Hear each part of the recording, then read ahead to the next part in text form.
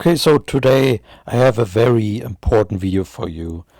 So this guy, that you can see here, Richard Wrangham, he's a biological anthropologist at Harvard. He's a Harvard professor, right? And I can already say that he is basically calling for genocide of males, okay? I will show you this clip where he basically says that, okay? And it's disgusting that this type of speech is normalized. Okay, and I want you to understand that this is basically a sign that academia is full of these misandrists, okay, that have genocidal thoughts towards men and boys, basically. Okay, so this is evil. That evil ideas that circulate in the academic sphere, okay? Students get taught by people who are misandrists, okay? I want you to understand that. So let us hear this clip. Now, in the first minute of this clip, they're gonna talk about how we can build a world without conflict, okay? So I want to give you the context of why he says what he says later. What's the hopeful case that you can make for a long-term surviving and thriving human civilization, given all the dangers that we face? Well, I can't really exactly make one. I would just say that we're talking about the dangers. Obviously, the dangers are there. Yeah. But what I would sort of think about is the notion that surprises come from all sorts of different directions. And I mean, you work in robotics, and I could well imagine that there will be advances in robotics that in some way I can't even conceive will somehow undermine the motivation for conflict. Something about, by the time chips have been planted in human brains and we're all instantly sharing information in a way that we never did before, will this change the nature of human existence in such a way? That idea is already lunacy, in my opinion, because if you have chips in your brain that can be hacked, that can be misused, so that's a bad idea already. So this guy is a lunatic. Way that these conflicts get resolved. So remove the conflicts, but keep some of the magic, the beauty of what it means to be human. So like still be able to enjoy life, the richness of life, the full complexity of life. Because you can remove conflict by giving everybody a pill and then they go to sleep, right? You still want life to be amazing. I actually don't think that you can ever really 100% get rid of conflict, human conflict, okay? Because first of all, our species is structured in such a way that actually conflicts are incentivized, because women select for men who are conflict orientated, and women also start and incentivize conflicts. They spread rumors and they wage psychological warfare, and that leads conflict. That leads to conflict. Okay, they select only for higher status men. That incentivize conflict. That incentivize war over resources, etc. Right? But I get to that later, and some of the evidence for that. Okay, but I don't think that there's ever going to be a situation in which there's absolutely no conflict. That's just utopian nonsense. Exciting, interesting. And so that's where you have to find the balance. Well, it's all science fiction stuff, and so how it's going to work out, totally unclear. I don't see any worry about the magic of life disappearing. I mean, first of all, you somehow get rid of males. I think. So there you have it, right? He says, get rid of males. Okay, he's basically calling for genocide. You really need to get rid of males because males are the source of. This guy's a Nazi, basically. This guy is a fucking Nazi. He says get rid of males. Get rid of an entire group of people. Okay? 50% of the human species. He just says get rid of them. Okay? This guy is a freaking Nazi. Uh, of a major problem, which is the lust for power and the resulting conflict. So women don't lust for power? You fucking idiot? Seriously? Really? Okay. What? Okay, so first of all, right? This study proves that queens actually were more likely to engage in wars, okay? So in a world where only women have power, that leads to more war, okay? So that's already debunked right there. That's already destroyed right there, okay? So, but even without that being the case, it's just immoral and it's evil to talk about getting rid of males. Like, if you have any other group that you're talking about, if this guy would talk about any other group and would say such a thing, get rid of group X, you would immediately see the shitstorm, okay? But this guy is still allowed on big platforms, right? He probably has a very comfortable life, right? He is selling books, right? He's established academic. It just shows you that academia is basically a feminist shithole, okay? Academia has no scientific value anymore. If people like this are established academics, right? Who just say casually, "Oh, get rid of males." It's like, say again.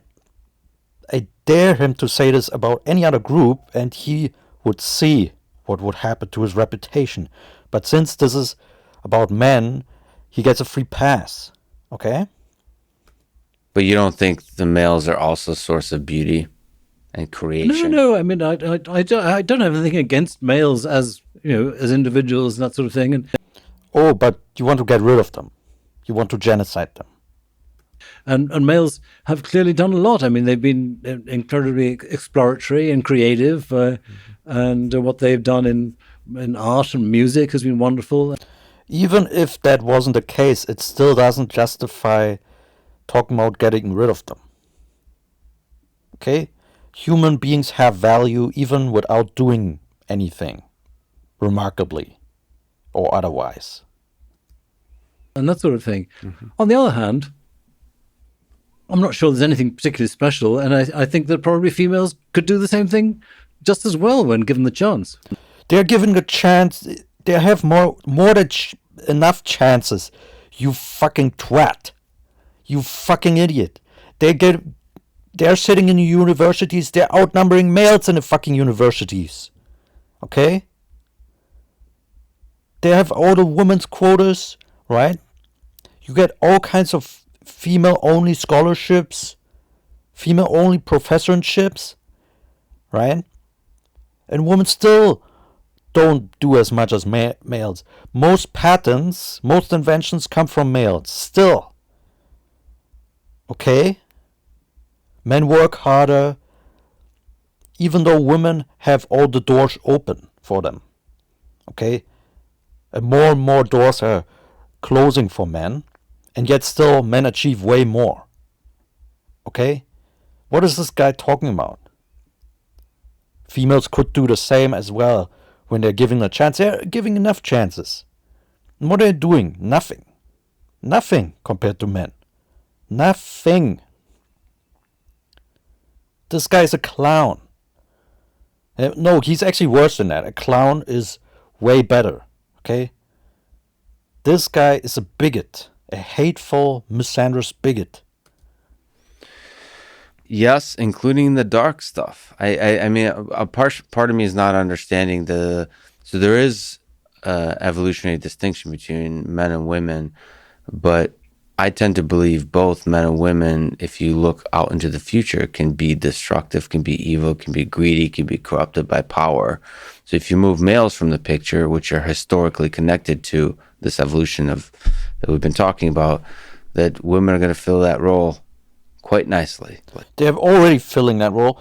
They're already aggressive, and in many cases way more aggressive, actually. Okay? So, like I said, historically, queens have been more likely to been engaging in warfare, starting wars. Okay? Women are way more hawkish. I've proven that in other videos with other studies.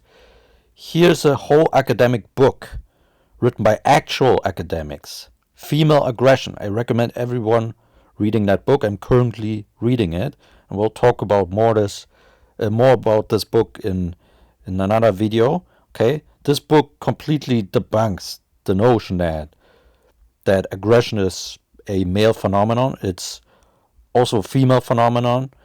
This critique explodes the stereotypical assumption that men are more prone than women to aggression. Okay, it shows you that women are prone to all kinds of aggression, including physical violence as well as psychological warfare. Women ostracize other people, spread rumors around about them, right? Exclude them from social groups in order to hurt their reputation, attack them, right? They're more violent towards children. Okay, here's a study that shows that spanking and child development across the first decade of life. Okay, overall, 57% of mothers and 40% of fathers engaged in spanking when children were age 3, and 52% of mothers and 33% of fathers engaged in spanking at age 5. So mothers spank their children way more than fathers. Okay, they also murder children more than men. Okay, yeah. So they're already filling dark roles. They're already more violent. Okay, they also engaged in more domestic violence than men. So all kinds of things. And if the criminal justice system wasn't so anti-male, we would actually get truthful statistics about the actual homicide rates and about the actual violence rates. Okay, then we would see the true extent of female violence.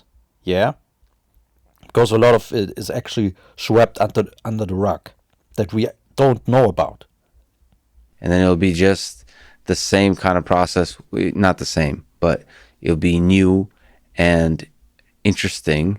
There's a sense. And I mean, look how tame Lex Friedman's response is towards Richard Wingham basically calling for male genocide. It's so tame.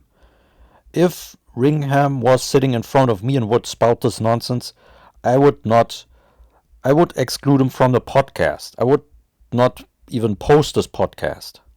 But his response is so tame. That the will to power, craving power, committing violence is somehow coupled with all the things that are beautiful about life. That if you remove conflict completely, if you remove all of the evil in the world, it seems like you're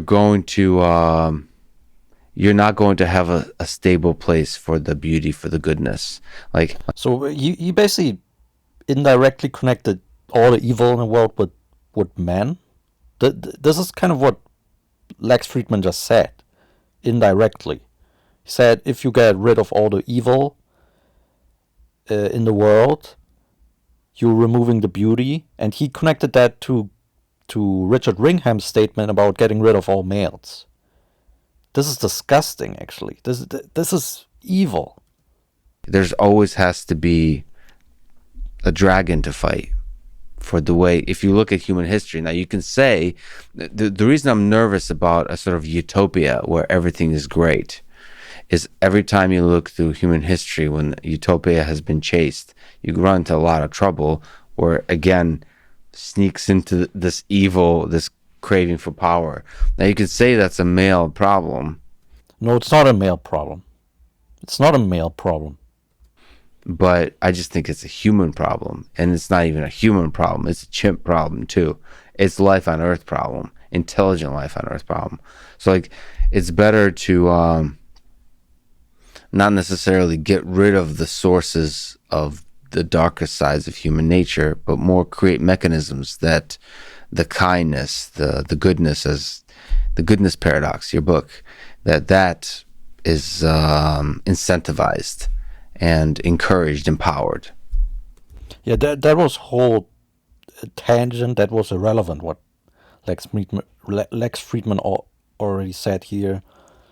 Okay, so Richard Ringham just called for male genocide, and he went on a tangent about utopia and will to power nonsense.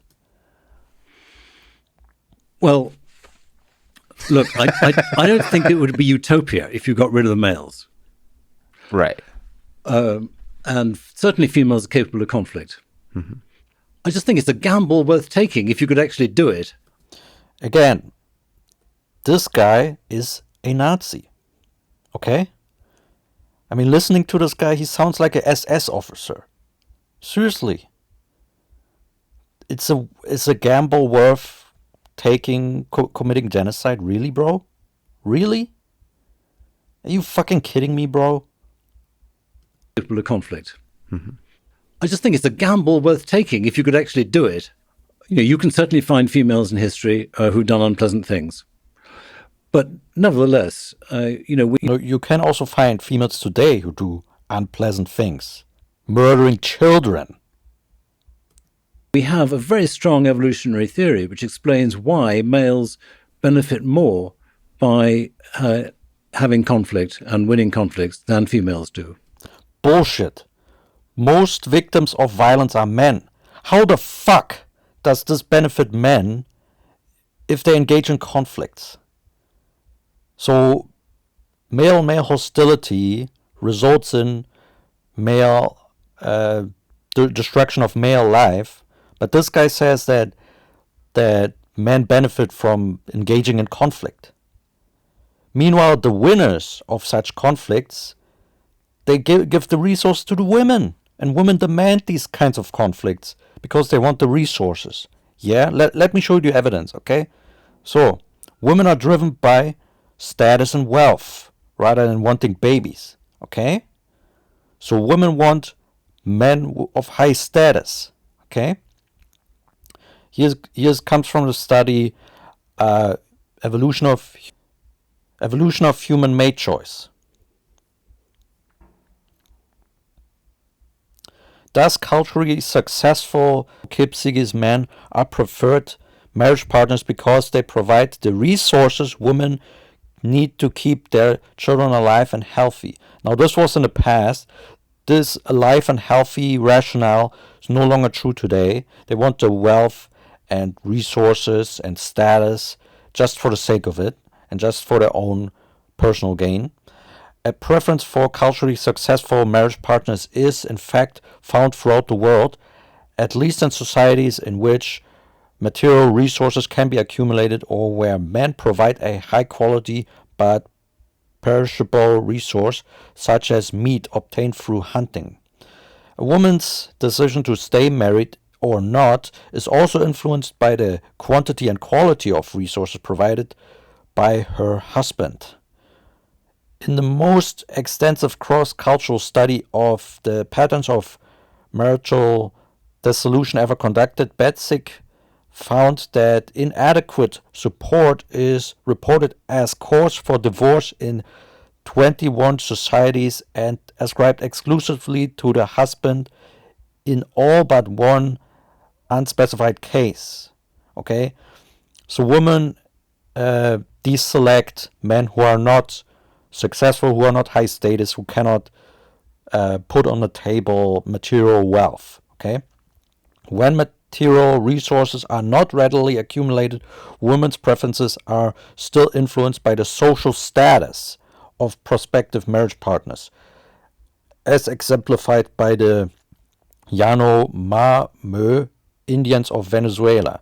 The Yanomami are characterized by frequent raiding between different villages, so warfare and conflict, under these conditions, men who are skilled at political negotiations or are fierce warriors enjoy a higher social status than do other men, although they do not differ from other men in material wealth.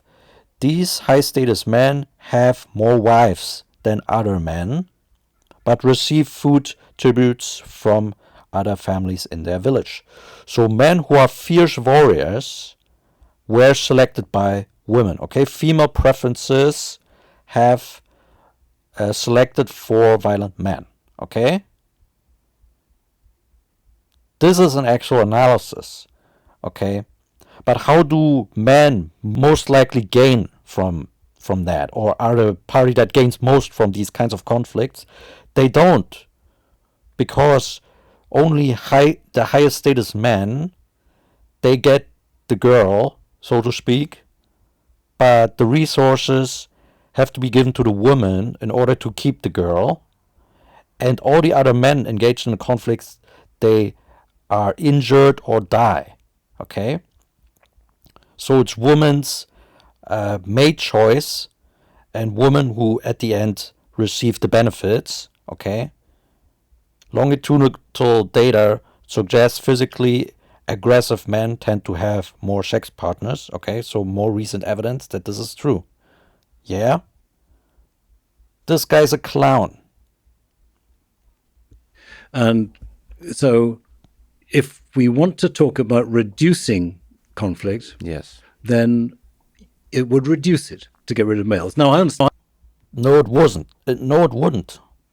It would not. Okay, women engage in more violence, more warfare. Okay, there wouldn't be. Getting rid of males, first of all, is evil by itself and is an initiation of conflict, but it is also, it would be unsustainable for the human race, because our civilization is actually dependent on male labor, okay, and male ingenuity. If there were only females on this planet, there wouldn't be any civilization. This is a fantasy, and Oh yeah, this is a fantasy, right? He just called for genocide of men, but this is just a fantasy. It's just a prank, bro. This is always the excuse that they're making, right?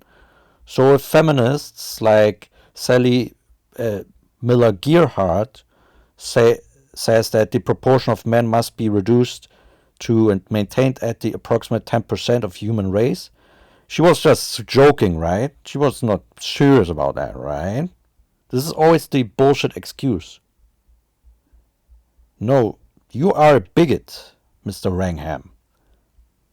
I think it's a fantasy that people would be able to talk about fairly soon, because reproductive technology is getting to the point where it's quite likely that human females could breed without the use of males. Mm-hmm. Again, this is the shit I'm warning about. Also in my other videos that talks about AI, that talks about the future of man. Okay? Now, I don't know whether or not this asexual reproduction of human beings is biologically possible. I read somewhere that it's actually not possible, but I'm not an expert. But the thought that people think about these things, right? Creating a society without men, where women can reproduce without men, this is scary, okay? This is what I'm warning about, okay? And so there would be a sort of a potential dynamic if everybody just agreed not to have any male babies. Again, this guy is a fucking Nazi. This guy, again, listening to this guy, he sounds like Goebbels, basically. It's a really interesting thought experiment. I will. Again, Lex Friedman doesn't give any pushback to this. He doesn't call him a bigot. He doesn't call him a misandrist. Doesn't call him evil. No pushback. Okay, no pushback. absolutely no pushback from Lex Friedman here. I agree with you that if given two buttons, one is get rid of all women, and the other button is get rid of all men. Realizing that I have a stake in this choice, you're probably getting rid of all men. If I wanted to preserve Earth, Again, this is such bullshit. This is such bullshit. Okay? And, oh my god. I don't even know what to say to this anymore, honestly, man. I don't even know what to say to this anymore. You can say, oh, they're just joking around or whatever, right? But, I mean, look at this. Look at this. This Richard Wrangham, he wrote a book titled Demonic Males. Demonic Males, already the title, right? This is some bullshit book that he wrote where he said that chimp societies are extremely patriarchal. So even the animal kingdom is patriarchal, apparently. Okay? And he also says in this book that human males are genetically predisposed to violence. Okay? So it's just innate in men that they're violent according to this bullshit book. This is some pseudoscience. This is like racist pseudoscience, basically. Okay? and the richness of life on Earth, I would probably get rid of all men. I don't know. I don't think you have a stake in it. I mean, but you're saying that because you're a man. Yeah. But I don't see why being a man should make you any more interested in having a male future for the world than a female future. You've got just as many ancestors who were male as were female. Mm-hmm. Well, this is not even true, by the way, because men have reproduced less than females. But why it's important to not... Well, okay, first of all, I want a future with equality, right? Not a male or female future, whatever that means, but actual equality, okay? This guy is not interested in that. He wants female supremacy. He wants a female, feminist, matriarchal future, which is actually already present, but it's getting worse and worse. And lunatics like this advance this. Okay, I've heard enough of this video, right? You can also see in the comment section that there's barely any pushback, right? They call them brilliant minds, okay? Brilliant minds, bro. He just called for a male genocide. You call him brilliant mind? Wow. So yeah, there's barely any pushback in the comment section. There's barely any pushback from Lex Friedman. Again, keep in mind, this guy's a Harvard professor. Okay? Such ideas are circulating in the upper echelons of academia and society. Keep that in mind, Genocidal thoughts towards men and boys, okay? This is scary, okay? So yeah, peace out.